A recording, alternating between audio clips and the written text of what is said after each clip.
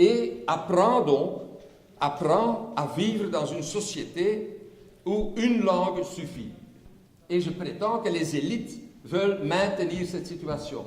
C'est une des raisons naturellement pourquoi, sauf dans le Parlement, mais dans toutes les autres institutions, l'intégration de la couleur ou de l'autre, c'est vraiment, ça reste très belgo-belge. Alors, quelle est la réalité de Bruxelles?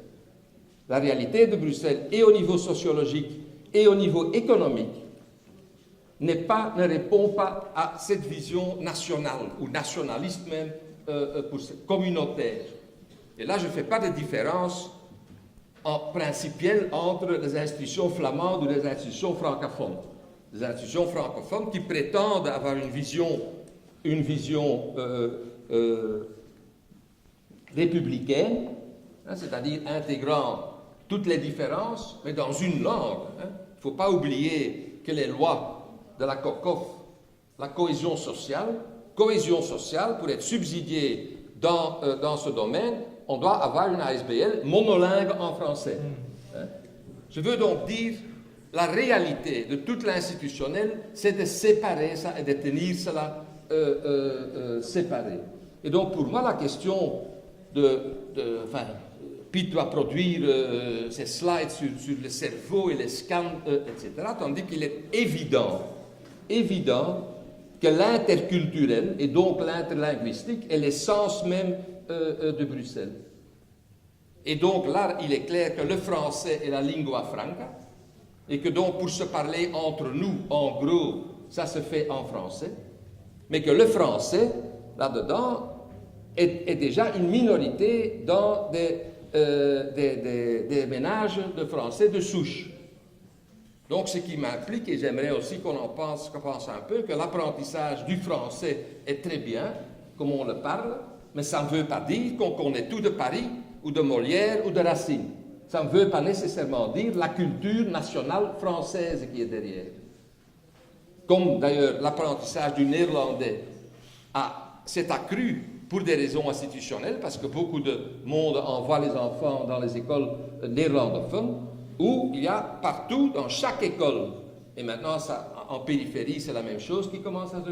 Il y a les petits flamands sont en minorité, ce qui est d'ailleurs assez gênant parfois pour l'apprentissage du néerlandais à ce niveau. Et donc ce qui veut dire que ces gens-là apprennent le néerlandais, mais pour autant ne deviennent pas de petits flamands. C'est-à-dire que l'apprentissage des langues et l'installation d'une culture, tout ce qui est raconté là-dessus, c'est une vision de communautarisation de la société. Alors moi je suis pour, que les parents parlent leur langue avec leurs enfants s'ils veulent continuer, s'ils veulent que la tradition ou la continuité culturelle se marque, s'ils veulent, et il y a des parents qui veulent ça aussi, ils ont changé de registre référentiel pour des raisons, comme beaucoup de juifs polonais qui se sont enfuis, ont arrêté de se référer à ce passé pour passer à un autre registre. Donc ça se passe aussi dans l'immigration, le changement de culture. Mais en général, continuez dans le ménage à parler votre langue. Parlez votre langue propre aussi. Donc s'il y a deux langues, que ça soit clair pour l'enfant. Et alors, naturellement, il y a la question de l'enseignement. Et là, je soutiens, parce que c'est un tout petit pas en réalité, mais il y a pour moi là un problème, c'est que si on introduit ça maintenant, pour vraiment avoir des effets, on va devoir attendre 15 ans. Et qu'est-ce qui va se passer? Donc moi, je suis pour accompagner cela avec un plus grand débat sur le type de société qu'on veut, qui est une société urbaine, multiculturelle, multilingue. Et donc, au niveau, disons, du type de l'enseignement, il ne faut pas seulement... on ne va pas abolir les institutions d'emblée, parce qu'il y a beaucoup trop d'élus qui gagnent leur argent avec ça. Mais la question est comment collaborer et qui dirige. Ce qui est irresponsable actuellement, c'est que ces institutions ne sont pas obligées de se concerter. Et que par exemple le boom démographique il n'y a aucun des deux systèmes scolaires qui est responsable de répondre aux besoins qui vont arriver. Donc je veux dire, il faut de toute façon qu'il y ait une gouvernance politique responsable d'évolution dans la société. Et là-dedans, je pense que ceci est absolument nécessaire, mais moi j'insiste aussi pour qu'au moins il y a le choix d'avoir un enseignement multilingue aussi. S'il y a 41% de ménages déjà qui vivent dans leur intimité de cette façon, pourquoi tout d'un coup, eux, ils doivent choisir selon des critères nationaux, sauf si on est enfant d'eurocrate, parce que là, il y a tout un système qui est multilingue. Et dernière remarque, je ne pense pas que le politique ou l'institutionnel va résoudre ça. Il y a beaucoup trop de résistance à l'intérieur. Et donc, je crois que la société civile a une responsabilité. Et donc, moi, j'ai une autre proposition à lancer, à côté de cela, c'est d'organiser ces systèmes émiles, c'est-à-dire de se parler sur un contenu précis dans une autre langue, et donc de mobiliser quelques centaines qui existent de jeunes pensionnés et pré-pensionnaires néerlandophones bien éduqués à Bruxelles, avec les Seniorenraad, et de faire une campagne vraiment, comme on a su faire au Cuba. En 6 mois, on a aboli l'alphabétisme en envoyant tout le monde dans les campagnes pour les apprendre à lire et à écrire. On pourrait envoyer aussi des dizaines de gens pour avoir des classes de conversation et de faire une campagne vraiment dans les quartiers populaires pour dire on va vous apprendre le néerlandais en 6 mois. Je vois qu'il y a des candidats.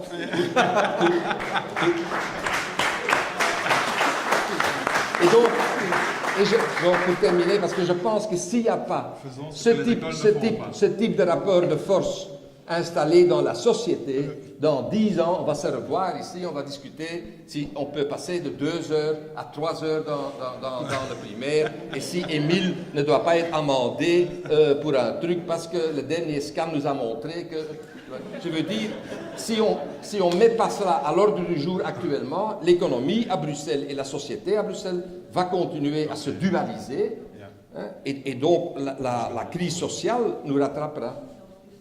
Ok.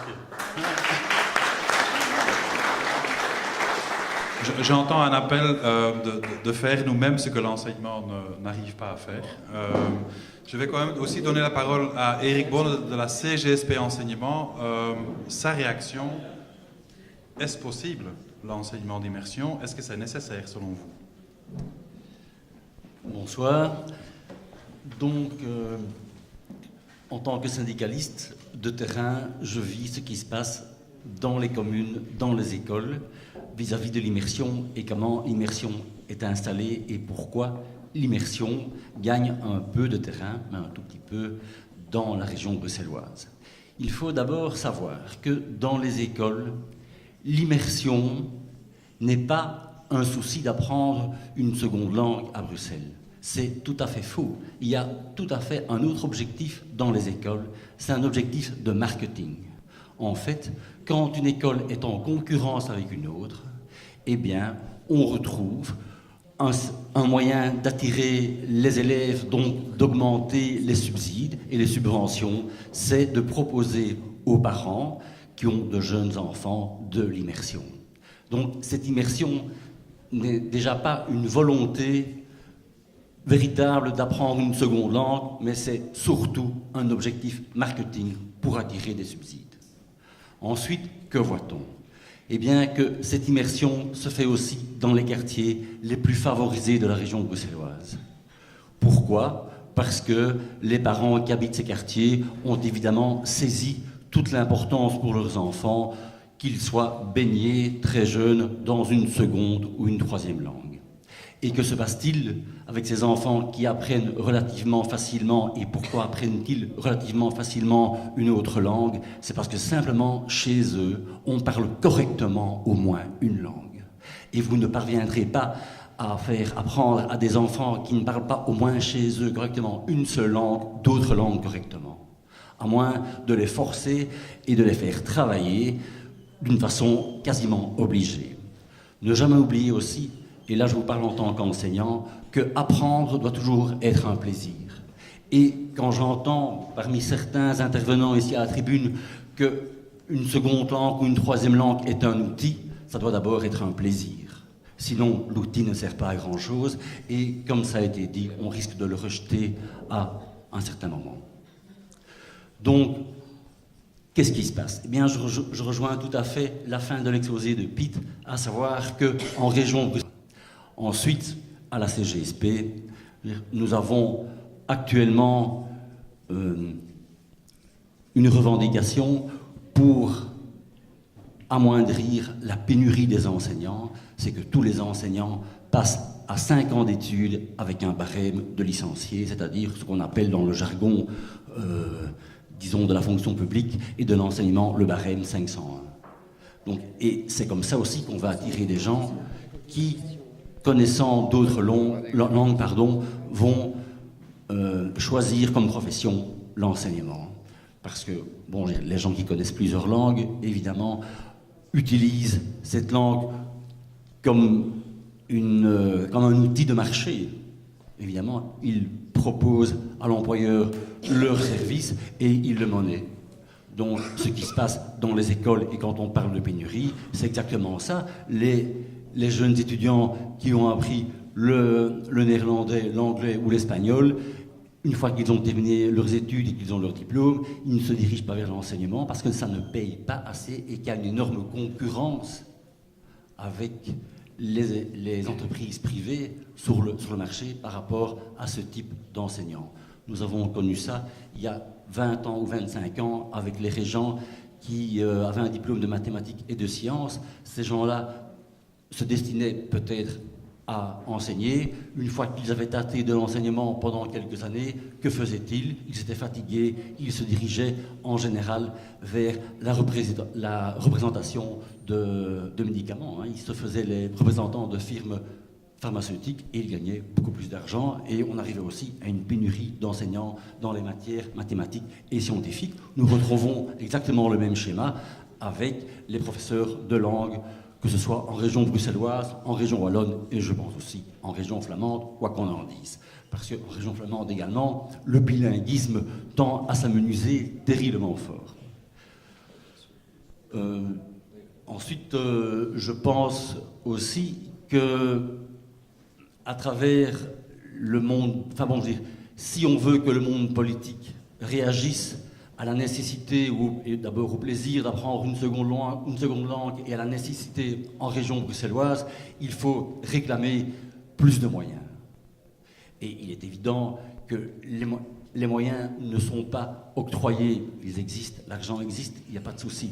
Mais ils ne sont pas octroyés. Pourquoi? Parce que ce n'est pas intéressant d'avoir des gens qui connaissent 2 langues ou 3 langues actuellement sur le marché, quoi qu'on en dise. Et d'ailleurs, quand on entend que 90% des patrons et des entreprises sont unilingues, ça montre bien qu'ils n'ont...